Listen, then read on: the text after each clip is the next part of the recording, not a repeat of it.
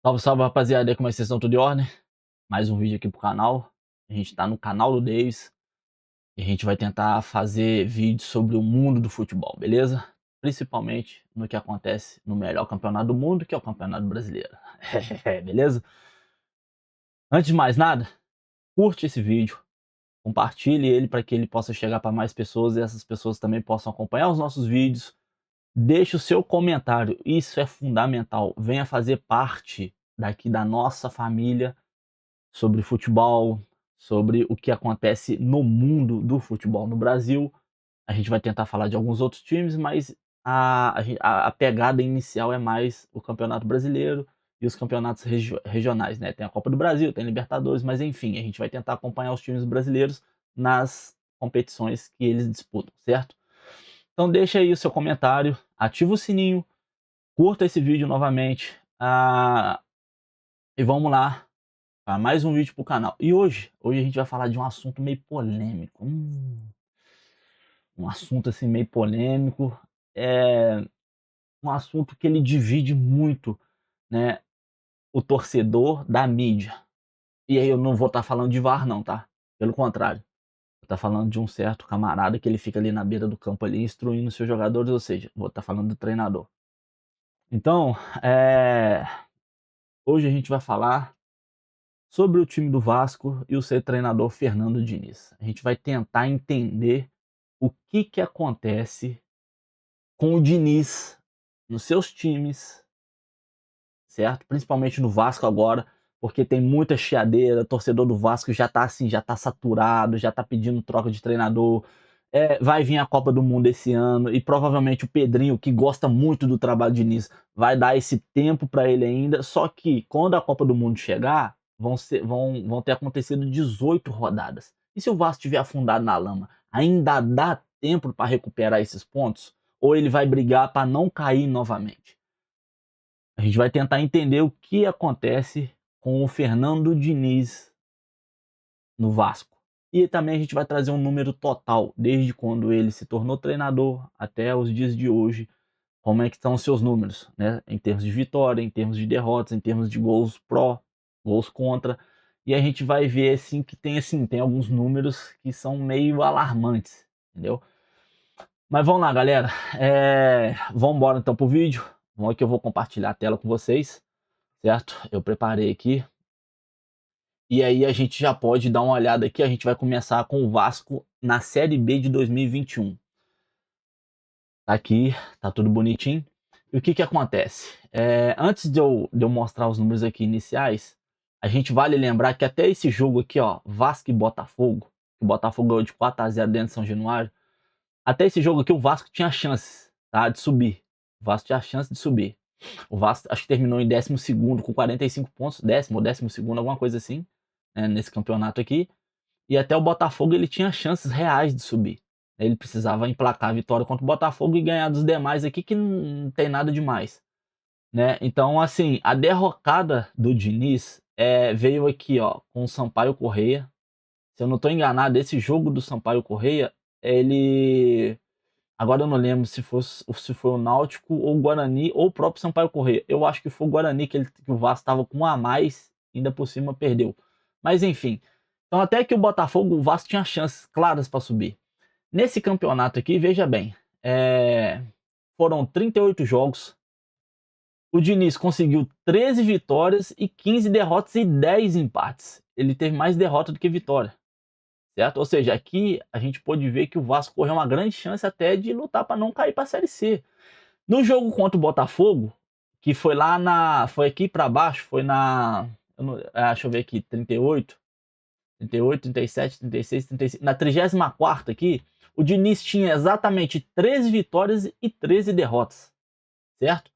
Então, assim, não ia ser nada demais se ele ganhasse nem nada. No entanto, que a entrevista dele, junto com o Pássaro, que era o diretor de futebol naquela época, deu uma polêmica do caramba e tal. O Salgado nem apareceu. Jorge Salgado, que era presidente do Vasco naquela época, nem apareceu e tal. Então, o que a gente pôde ver aqui? Os times do Diniz, geralmente é isso aqui, ó. É isso aqui que é o problema, ó. O Diniz teve 45 gols, 43 gols pró e sofreu 52. tá? Aquela questão da saidinha, daquele toque atrás, é isso aqui que acontece com o Diniz. É muita posse de bola, certo? Mas pouca eficiência. Foram 15 derrotas. Em 38 jogos, 15 derrotas, 10 empates e 13 vitórias. Certo? Isso aqui foi no Campeonato Brasileiro de 2021. Vamos trazer agora para 2025. O que acontece? Aqui eu englobei tudo. Eu englobei aqui o Campeonato Carioca. Deixa eu ver se tem o Campeonato Carioca ou só o Brasileiro. Ah, não, esse aqui foi 2025. Esse aqui foi ano passado. Desculpa. Esse aqui foi ano passado. Novamente, tá? O Diniz assumiu o Vasco. Eu não me recordo quando que o Diniz assumiu o Vasco. Aqui na série aqui, em 2025. Eu sei que ele assumiu mais pro final. Enfim, mas aqui foi no meio do ano, se eu não tô enganado, no meio do ano pra frente, porque aí veio o Coutinho também e tal. Mas mesmo assim, o ano passado o Vasco teve 19 derrotas, um turno inteiro. E aí se a gente pegar aqui, ó, 1, 2, 3, 4, 5, 6, 7, né, aqui ó, da 19ª rodada, que acabou aqui o primeiro turno, foi 1-1 Vasco e Atlético. E depois o Vasco assumiu, o Diniz assumiu o Vasco, aí fez 6-0, só que daqui em diante, vamos colocar aqui, foram mais 19, ou seja, o Vasco teve um turno inteiro de derrotas, foram 55 gols pró e 60 gols sofridos, 13 vitórias, 6 empates e 19 derrotas. Lembrando, a Série B ele teve 13 vitórias, isso em 2021, 10 empates e 15 derrotas. Em 2025, na Série A, mas o time é mais competitivo, são mais fortes e coisa e tal. O Vasco também se reforçou. A gente tem que lembrar disso. Aqui o Pedrinho já tinha entrado, já tinha tirado a 777 e tal, e coisa e tal. Tava numa reestruturação e tal. O time, aqui no meio do ano aqui, aí chegou, né? Chegou as peças que veio assim fundamentais para o time do Vasco, né, competir de igual para igual com seus adversários. Então assim, o Diniz teve uma boa quantidade de peças e veio o Coutinho, né, junto com os 2 jogadores que ele pediu no pacote, e veio o Nuno, o Verratti acho que já estava já, mas enfim. Então aqui ó, foram 19 derrotas, 13 vitórias, 55 gols pró, 60 gols sofridos.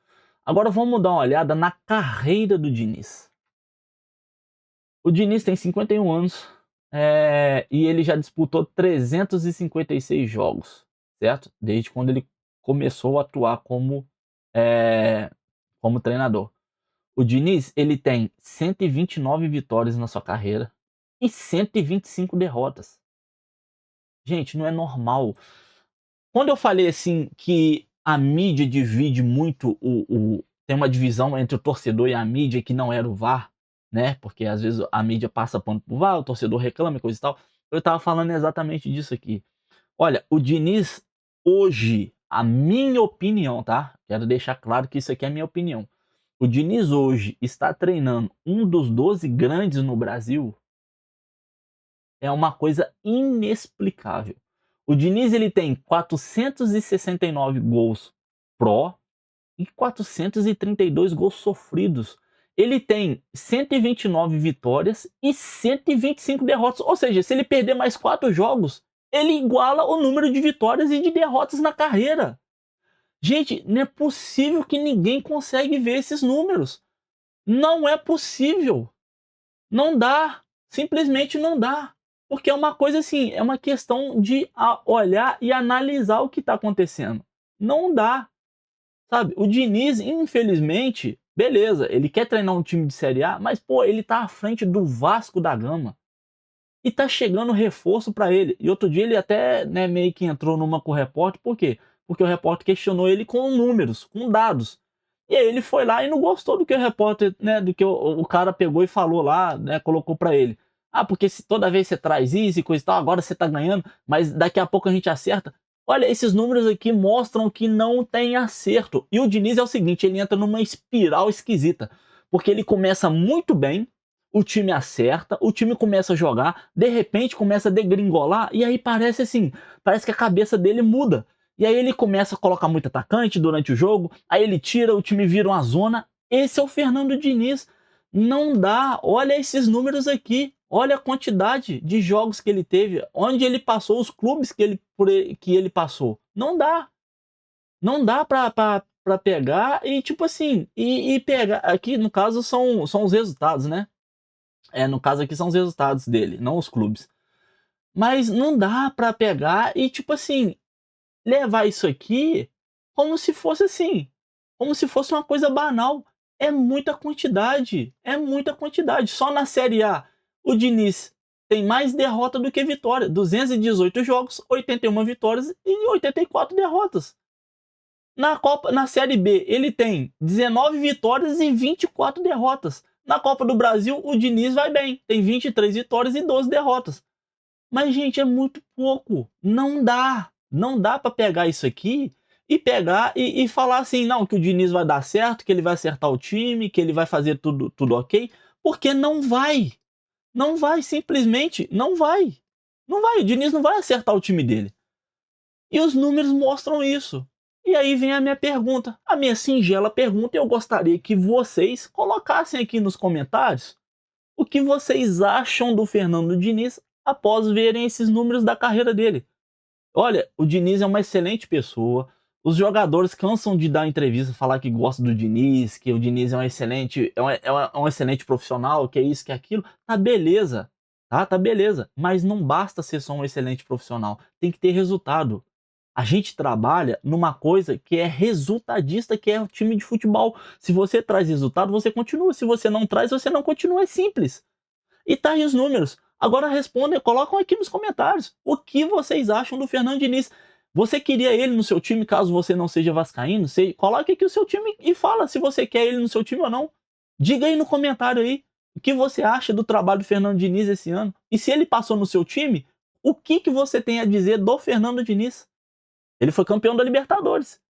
Isso aí credencia ele para ele estar... E ele foi treinador da seleção brasileira.